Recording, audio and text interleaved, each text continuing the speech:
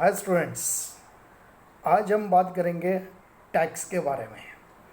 कुछ बेसिक चीज़ें टैक्स के बारे में हम जानेंगे और ये इम्पॉर्टेंट लेक्चर है सेम 5 के लिए। जो student S Y B Com से पास हो गए टी वाई बी कॉम में सेम 5 में एडमिशन लेने वाले, उनके लिए ये लेक्चर बहुत ही इम्पॉर्टेंट है।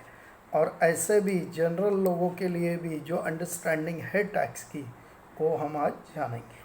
तो सबसे पहले टैक्स दो तरह के होते हैं, एक होता है डायरेक्ट टैक्स और एक होता है इनडायरेक्ट टैक्स।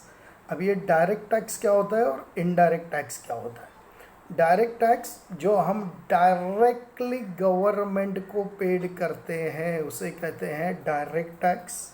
उसका बर्डन आप दूसरे के ऊपर ट्रांसफ़र नहीं कर सकते, वो है डायरेक्ट टैक्स। और इनडायरेक्ट टैक्स क्या है, आप गवर्नमेंट को पेड तो करते हो बट डायरेक्टली नहीं करते, थ्रू सम गुड्स और सर्विसेज आप ये टैक्स पेड करते हो, तो इसके लिए इसको बोला जाता है इनडायरेक्ट टैक्स। इंडिया में डायरेक्ट टैक्स, सबसे बड़ा डायरेक्ट टैक्स रह गया है वो है इनकम टैक्स एक्ट 1961।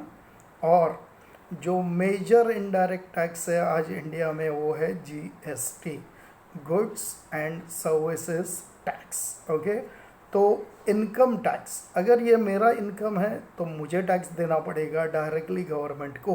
ओके, मैं किसी को बोल नहीं सकता कि मैं तेरे को टैक्स देता हूँ और तू वो टैक्स दूसरे को दे दे। इन केस ऑफ जीएसटी हम क्या करते हैं, हम जीएसटी तो पेड करते हैं एज ए कंज्यूमर, बट हम किसको पेड करते हैं, रिटेलर को पेड करते हैं।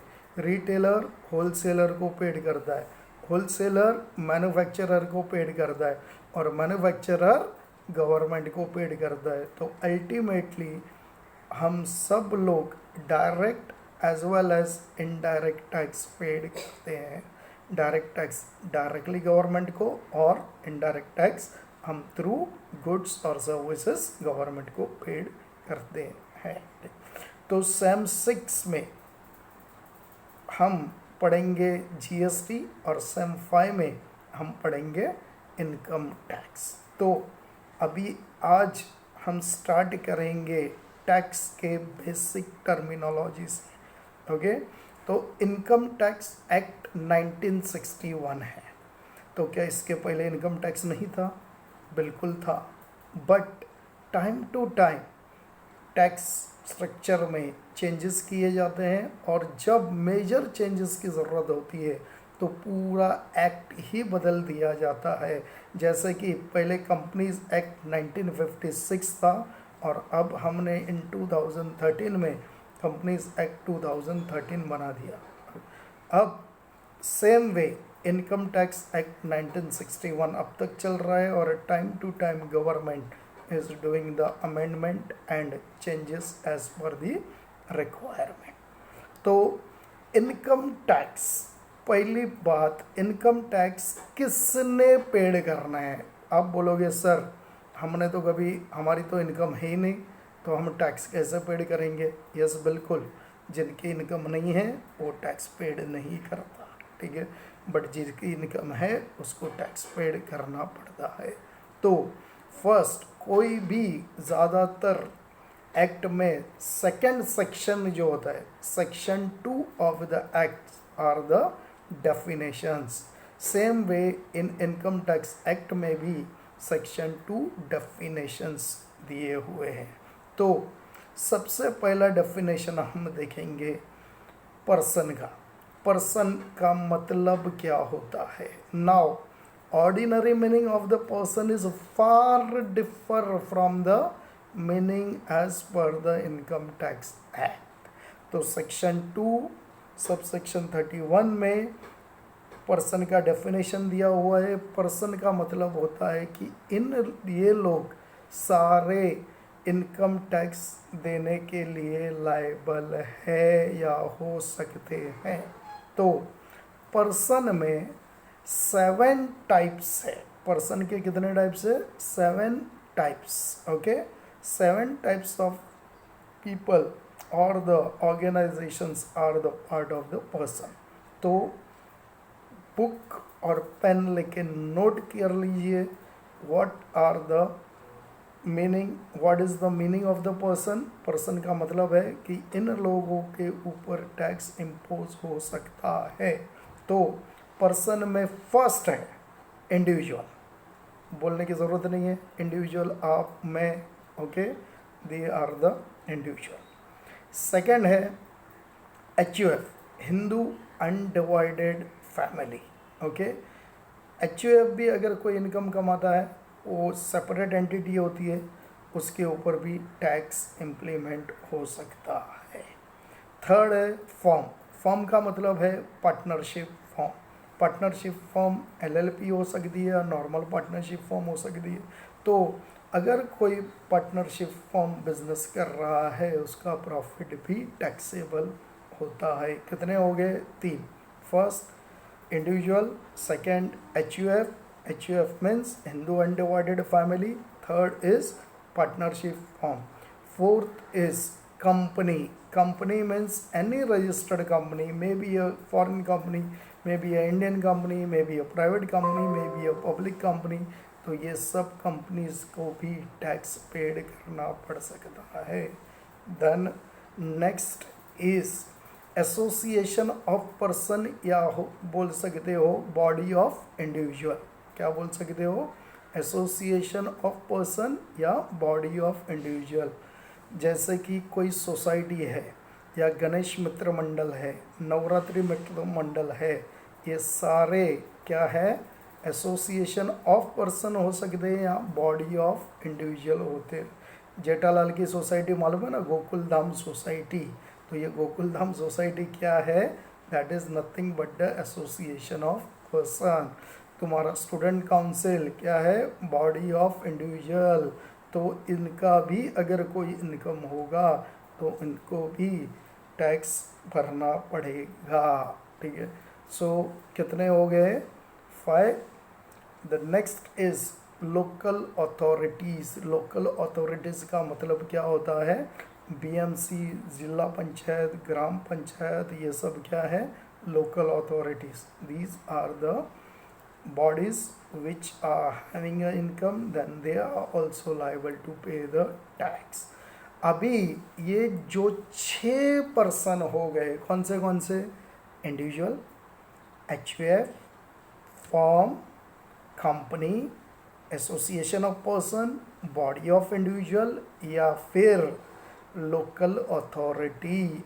अगर कोई भी एंटिटी इन 6 में नहीं आती है, अगर तुम ये 6 में बाइफरकेट नहीं कर सकते, तो 7वां एंटिटी दिया है इनकम टैक्स वालों ने, उसे कहते हैं artificial juridical person. Artificial juridical person. Artificial juridical person का मतलब होता है इट इज़ अ बॉडी और the entity which is not covered under above 6। इसमें फॉर एग्ज़ाम्पल आप बोलोगे कि यूनिवर्सिटी क्या है? 5 में से कुछ नहीं है, then this is the artificial juridical body, okay, और द आर्टिफिशियल जुरिडिकल पर्सन।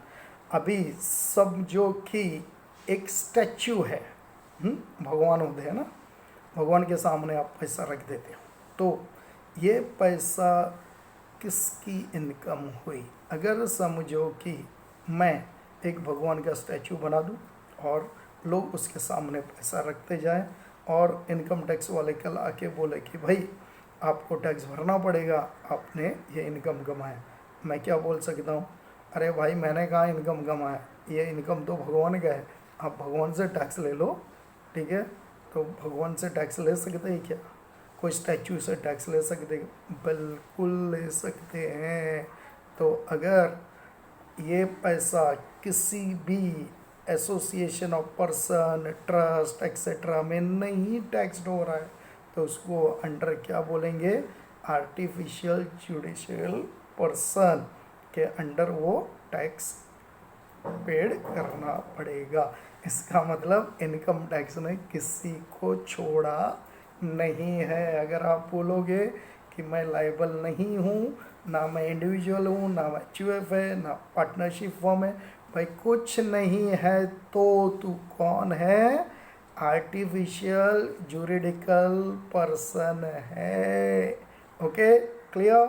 सो ये फर्स्ट डेफिनेशन है पर्सन। पर्सन में 7 थिंग्स तुमको याद रहनी चाहिए।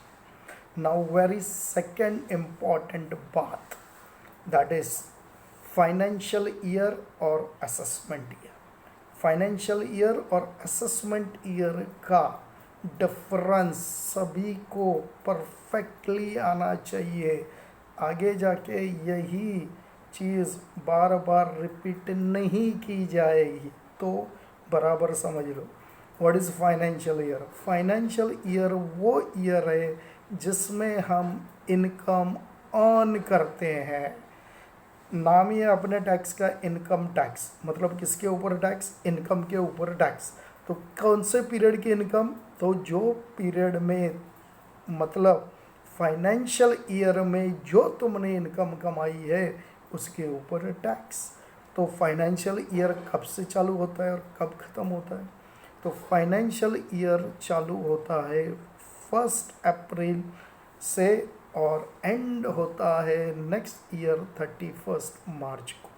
मतलब अगर हम लास्ट फाइनेंशियल ईयर की बात करें तो लास्ट फाइनेंशियल ईयर कब ख़त्म हो गया? 31 मार्च 2020 को। तो ये चालू कब हुआ था? 1 अप्रैल 2019 को। क्लियर? तो फाइनेंशियल ईयर, जो लास्ट फाइनेंशियल ईयर गया वो कौन सा था? 2019-20, जो चालू हुआ था 1/4/2019 को और एंड हो गया 31 मार्च 2020 को। अभी कौन सा फाइनेंशियल ईयर चालू है? 2020-21। मतलब ये फाइनेंशियल ईयर कब चालू हुआ?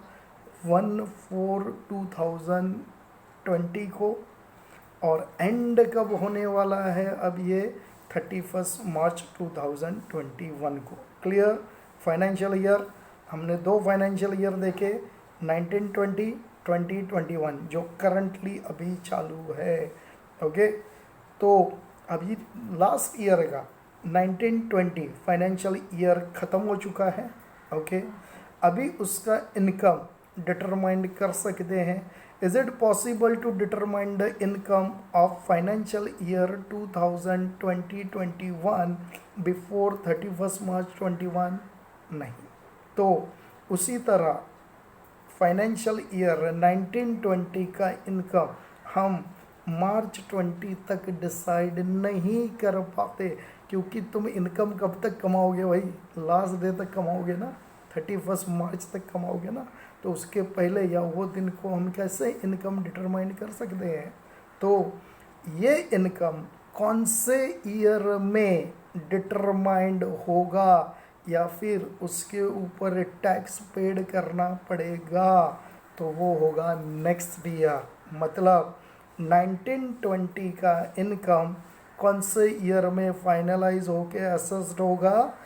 2021 में। तो 1920 का असेसमेंट ईयर कौन सा है? 2021। सिंपल समझ लो, हमने इनकम कमाए 1920 में। 1920 में मतलब कब से कब तक? 1/4/2019 से लेके 31 मार्च 2020 तक हमने इनकम अर्न किया। अभी ये इनकम का टैक्स हमको कौन से ईयर में पेड करना है? तो 2021 में पेड करना है, मतलब 1 अप्रैल 2020 के बाद।